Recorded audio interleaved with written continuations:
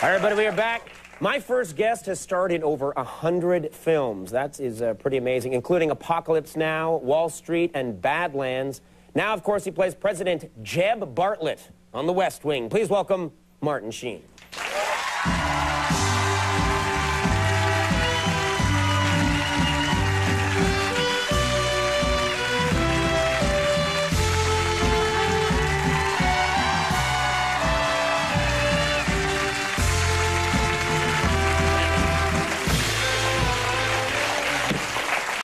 That's my favorite theme.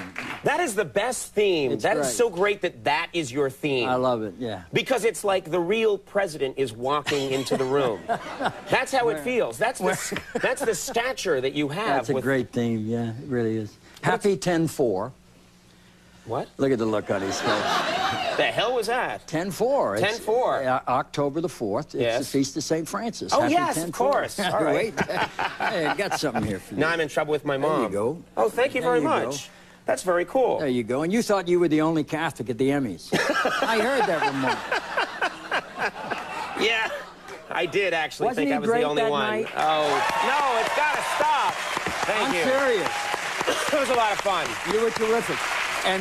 And my favorite, as I told you that night, was the opening that you did with the Osmond family. The Osbournes. Osborne, them Yeah. too. Yeah. What do I... Yeah, I shot an opening with the Osmonds, but no one wanted to see it. Is that the one with Adam Ant? Yeah, exactly. He was there, too.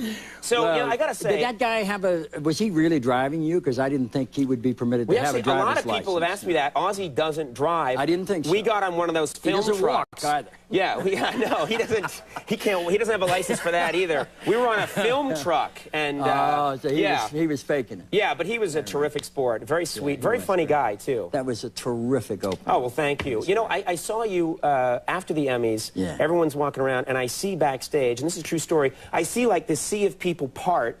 And Martin Sheen, you just come walking right down the middle. Well, I didn't win, so that had a lot to do they with kept it. out of your way. Yeah, I think People so, really do kind of treat you sometimes like you're the leader of the free world. Do you ever in your mind start to think, because you're a very good actor, you've obviously inhabited that role, do you ever start to think to yourself, I am the leader of the free world? No. I think we got a real problem if I do. You never, you know, get mad, like you're in traffic or something and you're mad and you're like, come on, helivac me out of here, let's go. No, none of that, no. Okay. I don't have that problem. I've heard, I don't know if it's true, that you're bad with names. Is that true? Say again? That you're bad with names. I'm afraid I'm Conan, by the way. Right, I thought I recognized you. Yeah, okay.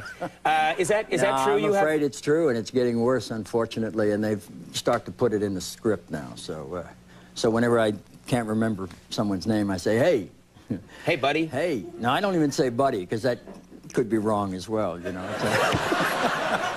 You mean you have trouble with gender, too? There are two...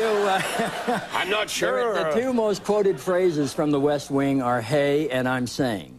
Right. And I say hey more than anyone. Do you have trouble? What about, like, in your own family? Do you ever start to just... Because I know in my family, and it's always been the case, my mom, there's a lot of kids in my family, and so if she's mad at me, she'd go, Luke, Neil, Justin... Somebody's going to pay. She would cycle through. Yeah, right. Yeah. Is that happening in your family? Well, not really, but my West Wing family, it's happening a lot now, yeah. I know them by character. That's very... So you do think you're the President of the United States? Now, I've also heard that on the set of The West Wing, because there's so much jargon to memorize, that you guys now sometimes wear the script. Occasionally we make little notes that remind us of what the line is to come, like you do right here. That is... This just says you are very pretty, Conan. This is to remind me that I'm a good-looking fella. No, that was There's my... nothing here and here about the interview. Martin Sheen. That was my line about how pretty you were. See, it's really bad. I screwed up. I'm sorry about that. But actually, I heard that there was an old from The Godfather. The first time I heard someone doing that was on the set of The Godfather. Marlon Brando had cue cards for the different lines everywhere. Yeah. And I was talking to Robert Duvall once. He said, true story, that they would just have, like, you know, literally on everything. People would walk in with his next line on their face. Yeah, sometimes it's they would just shoot around. He did the same thing in Apocalypse Now, and I was delighted to be his prompter. Right. So you would wear the lines on you. He would paste them on me occasionally. Yeah, he would. Just glue them to your face. He says, come a little close, I can't see. You know what I'm saying? No, he was great. I adored him and had great fun with him. You have a great reputation. You know, there's a lot of people who get to your place, to get to the place that you're at in your career, and they just want to get in and do the work and go. Everybody says the same thing, that you are like, you've been called, it's a quote, a happy leprechaun. That on the set, you're a very happy guy, you entertain extras, everybody, you like to sing. Is that true?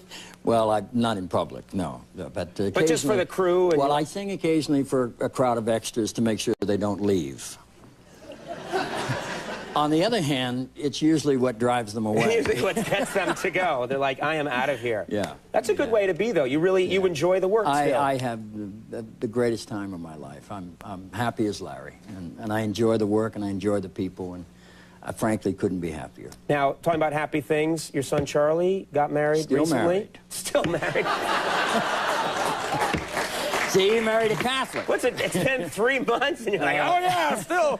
I hope you're not calling them up like, it's still going good. Huh? I'm so embarrassed, I just had to think of who he married. She's Catholic, Denise Richards. That's good, yes. That's great. We're delighted with her. We just, it's the best thing that's ever happened. Yeah, he was here just beforehand. He's the happiest that just now we've seen him. Yeah, he just ran by behind you.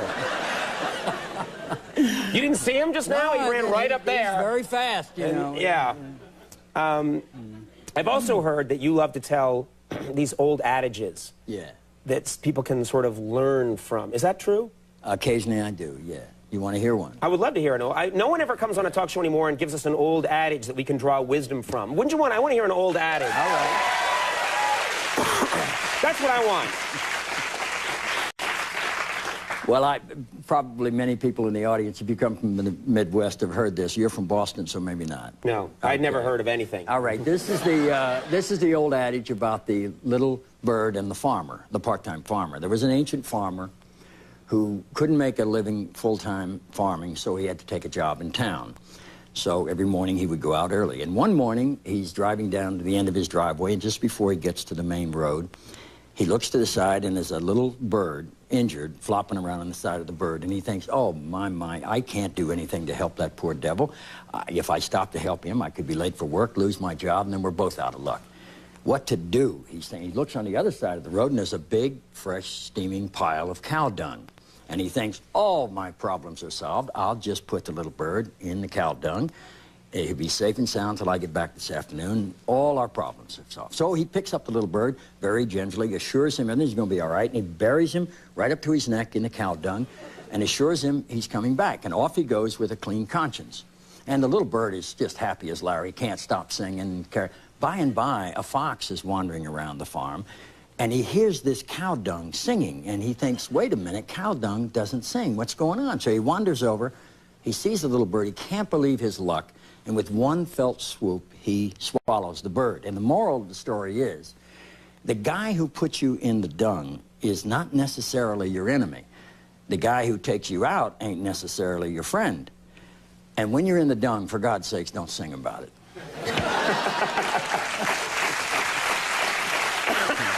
Had you never heard that before? I didn't hear that one. Yeah. That's a good one.